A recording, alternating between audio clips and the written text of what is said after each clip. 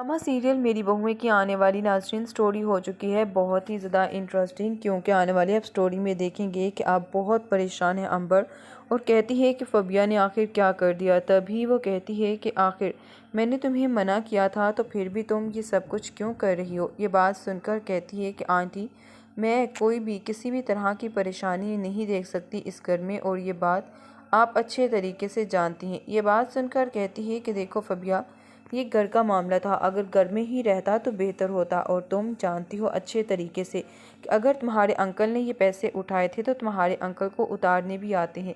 तुम्हें इसकी परेशानी लेने की ज़रूरत ही नहीं थी, और अपने घर वालों को बताने की क्या ज़रूरत पड़ी थी तुम्हें। ये बात सुनकर कहती है कि आंटी, आप क्यों ये सब कुछ कर रही हैं।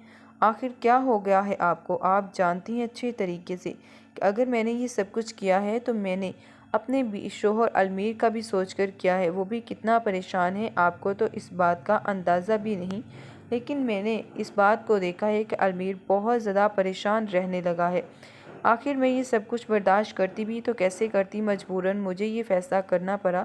अगर आपको कोई एतराज़ है तो आप बताइए, मैं अलमीर से बात करती हूँ। ये बात सुनकर अंबर तो काफ़ी हैरान होती है और सोचती है कि इस लड़की के चाल चलन बिल्कुल भी अच्छे नहीं हैं, और इस बात का अंदाज़ा मुझे बहुत अच्छे तरीके से हो रहा है। पता नहीं आखिर ये चाहती क्या है और क्यों ये सब कुछ वो कर रही है। अब जैसे ही वो बात करती है अलमीर से और कहती है कि बेटा देखो, अपनी बीवी को समझाओ और उसे कहो ये सब कुछ करना बिल्कुल भी ठीक नहीं है जो कुछ वो कर रही है।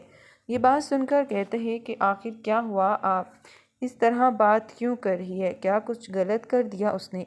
ये बात सुनकर कहती है कि बेटा, तुम जानते हो अच्छे तरीके से कि तुम्हारे अब्बा कितने खुददार इंसान हैं। वो कभी भी ये सब कुछ बर्दाश्त नहीं करते, तो फिर तुम कैसे बोल सकते हो। और कहती है कि फ़बिया ने आखिर क्या कर दिया। तभी वो कहती है कि आखिर मैंने तुम्हें मना किया था तो फिर भी तुम ये सब कुछ क्यों कर रही हो। ये बात सुनकर कहती है कि आंटी, मैं कोई भी किसी भी तरह की परेशानी नहीं देख सकती इस घर में, और ये बात आप अच्छे तरीके से जानती हैं। ये बात सुनकर कहती है कि देखो फ़बिया, ये घर का मामला था, अगर घर में ही रहता तो बेहतर होता, और तुम जानती हो अच्छे तरीके से कि अगर तुम्हारे अंकल ने ये पैसे उठाए थे तो तुम्हारे अंकल को उतारने भी आते हैं।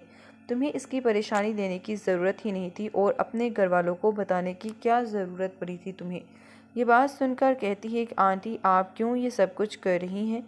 आखिर क्या हो गया है आपको। आप जानती हैं अच्छे तरीके से कि अगर मैंने ये सब कुछ किया है तो मैंने अपने भी शोहर अलमीर का भी सोचकर किया है। वो भी कितना परेशान है, आपको तो इस बात का अंदाज़ा भी नहीं।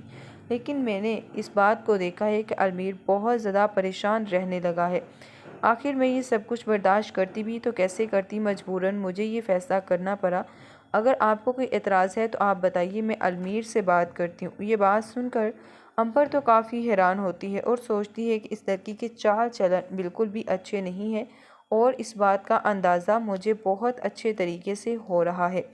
पता नहीं आखिर ये चाहती क्या है और क्यों ये सब कुछ वो कर रही है।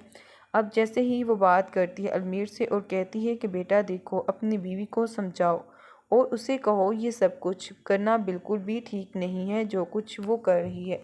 ये बात सुनकर कहते हैं कि आखिर क्या हुआ, आप इस तरह बात क्यों कर रही है, क्या कुछ गलत कर दिया उसने। ये बात सुनकर कहती है कि बेटा, तुम जानते हो अच्छे तरीके से कि तुम्हारे अब्बा कितने खुददार इंसान हैं। वो कभी भी ये सब कुछ बर्दाश्त नहीं करते, तो फिर तुम कैसे बोल सकते हो।